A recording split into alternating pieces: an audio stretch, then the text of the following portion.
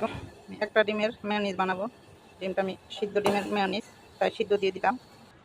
এই তো ব্লেন্ডার নিয়ে নিয়েছি, আমার ডিম সিদ্ধ হয়ে গেল। এই জীবনের প্রথম আমি মেয়োনিজ বানাচ্ছি। 2 কোয়া রসুন দিয়ে দিলাম, একটা কাঁচামরিচ, একটা ডিমের জন্য সামান্য পরিমাণ লবণ, একটু মিষ্টির জন্য দিয়ে দিলাম 2-4 চামচ চিনি, আর এই যে 10 টাকা দামের 1 প্যাকেট দুধ। আর কখনো বানাই নাই, এই ফার্স্ট বানাচ্ছি।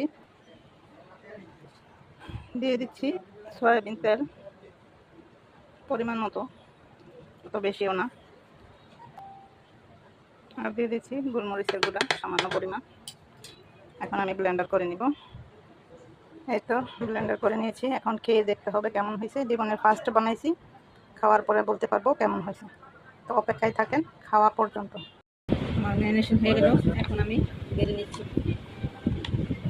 মশলা দেখতে তো ভালোই লাগছে, খাবার পরে বলতে পারবো।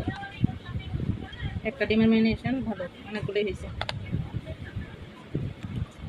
প্রথমে একটু রুটি দিয়ে মেয়োনিজটা টেস্ট করে দেখি কেমন লাগে।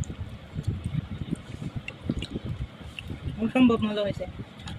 মাঝে মাঝে আমার রান্নার ফ্রেন্ড আমি নিজেই হয়ে যাই, এতটা মজা হয়।